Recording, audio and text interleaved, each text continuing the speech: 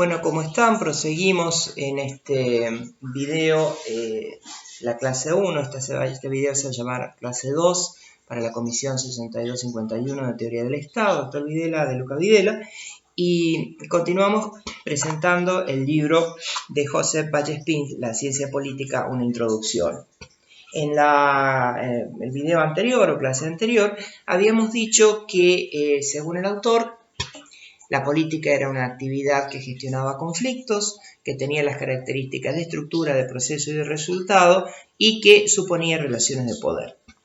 Si vamos a la segunda de estas características, estructura, proceso, resultado, aparece que el ámbito de la estructura, es decir, de la permanencia, de la institucionalidad, de la normatividad, de los espacios prefijados, de las personas y los roles especificados, es en donde va a aparecer el concepto de Estado. El concepto de Estado designa una determinada arquitectónica, o designa una determinada forma de organizarse el Estado en Occidente en los últimos 500, 600, 700 años. Entonces, después de la parte introductoria, pasa a estudiar las estructuras políticas, fundamentalmente la estructura política que llamamos Estado. ¿Qué dice del Estado? Bueno, que en cualquiera sea el estudio de la historia que hagamos, siempre van a haber huellas de que hubo alguna forma de dominación, alguna forma de organización, alguna forma de derecho, y posiblemente que han ido cambiando a lo largo del tiempo.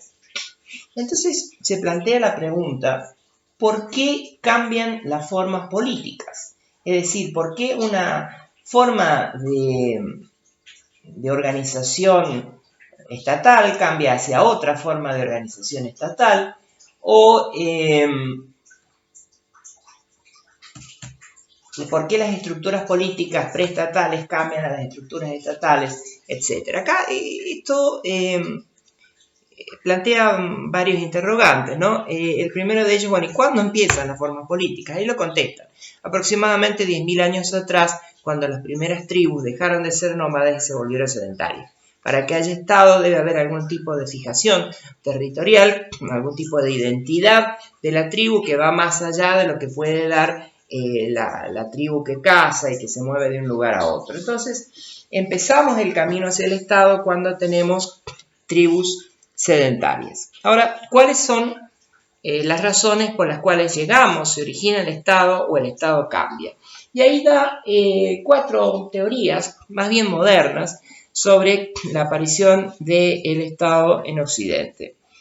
La primera de ellas, atribuible a Durkheim, la segunda, atribuible a Marx, o al marxismo, la tercera a Weber, y la cuarta es una problemática más bien spenceriana. Herbert Spencer, que es un pensador inglés de fines del siglo XIX. Yo, casi cambiando el orden, empezaría por la segunda, porque Marx es anterior a Durkheim. Marx dice, la sociedad presenta relaciones técnicas de producción, cómo se producen los bienes y servicios, cómo se intercambian, y relaciones de dominación, relaciones de propiedad. ¿Quiénes son los dueños de esos bienes y servicios, de esos medios que se utilizan para producir riqueza, etcétera? El juego de estas relaciones técnicas y de estas relaciones sociales, es decir, quiénes y cómo fabrican y quiénes y cómo son los dueños, va a llevar a va a dar origen a distintas formas políticas. Monarquía, Estado burgués, etc. Esto sería el segundo puntito negro en la página 74.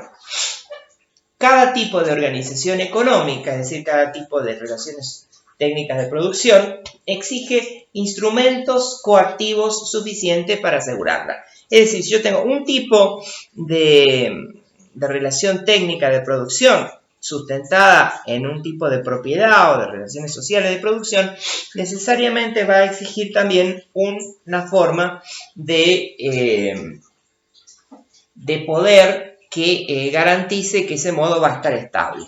A los tres niveles, Marx, así explicado muy simplemente, le va a llamar modo de producción.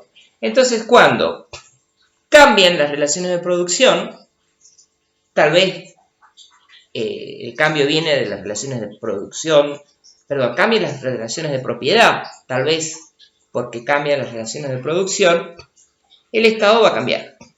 Cuando había una producción pastoril, agraria, probablemente la clase más importante a nivel de la producción técnica era el campesinado, aun cuando hayan ciertas tierras que pertenecían a otros grupos, pero también era cierto que los nobles más allegados a la monarquía y el monarca eran los dueños de la tierra. Entonces, la forma de estructura política que permite esta organización, sería la monarquía. Pero en otras etapas nosotros podemos tener de pronto una sociedad más sofisticada, donde ya la producción agraria no es la más importante, donde la manufactura puede ser más importante, donde hay mercados capitalistas, etc. Entonces entran a jugar otros factores que son los dueños de la propiedad, por ejemplo, la aristocracia, la baja aristocracia, la burguesía, etc. Y esto da origen a otras formas de Estado, puede ser una monarquía constitucional, puede ser una república, puede ser una democracia, etc. Entonces, cuando la organización de la producción implica tanto relaciones técnicas de producción como relaciones de propiedad, cambia también como consecuencia de ello la forma política. Un segundo, por favor. Bueno, gracias. La segunda teoría, que en realidad viene en el libro primera, sería la de Émile Durkheim. Dice, bueno, habla de división social del trabajo. Es un concepto un poco derivado de Marx, y hay división del trabajo del modo que la piensa Durkheim en Marx, tanto en las relaciones de producción como en la dominación, en las relaciones económicas, con la dominación política, pero Durkheim tiene, digamos, la idea de que la sociedad está dividida para cumplir funciones, y en ella el trabajo está dividido. Cuando este trabajo cambia también la forma de política de organización. Dice, la especialización de tareas afecta también a las funciones de control de los conflictos colectivos. Es decir, mientras más especializada está la división, mientras hay grupos que aparecen, se manifiestan de manera distinta, grupos que pertenecen a una determinada industria, gremios de trabajadores, asociaciones de propietarios, etc. Estas estructuras que vienen de la división del trabajo llevan a la necesidad de una forma política diferente.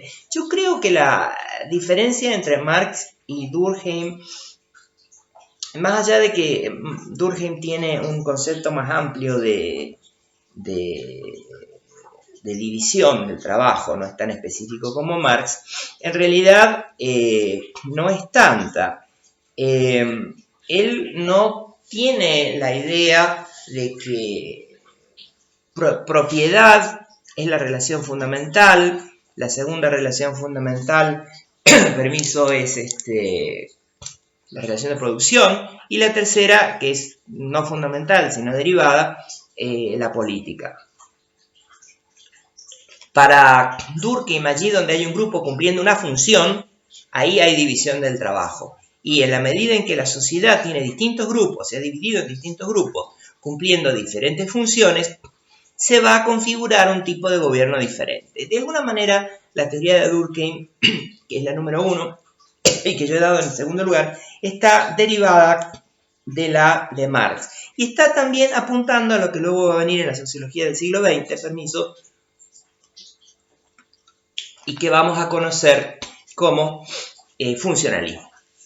La tercera teoría es la que sostiene que la transformación de las estructuras políticas se puede imputar a la evolución de los propios medios, los medios, con énfasis en medios, de dominación. ¿Cuáles son? Armamento, técnicas de organización, administración legal y tributaria. Acá lo que cambia las cosas no es quién es el dueño, no es quién hace el trabajo, no es cómo se dividen los hombres entre sí dentro de la sociedad, sino más bien las cosas que ellos utilizan o las formas en que se organizan. No las personas, sino las técnicas de organización. Entonces, si hay una burocracia, esta burocracia va a llamar a un tipo diferente de Estado. Si hay una ley escrita, esta ley escrita va a llamar a un tipo diferente de Estado. Esta teoría, que sería la tercera y está en página 75, se la imputa, por supuesto, a Max Weber, que es también en Parsons, que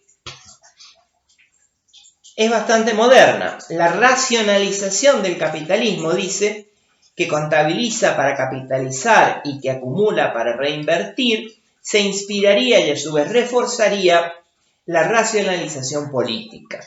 Es decir, el capitalismo termina dándole la forma de base al sistema político porque es lo que necesita para expandirse. También relacionada con la teoría de Marx. Y la última es la que dice que, la última perspectiva, que la competición entre comunidades por el control de los recursos naturales o el control de los territorios es lo que mueve a la evolución de las formas políticas, no solamente en los últimos siglos, sino siempre los ha movido. Es decir, las sociedades políticas son más o menos de base territorial, compiten por ese territorio, compiten por recursos naturales, minería, agua, etc.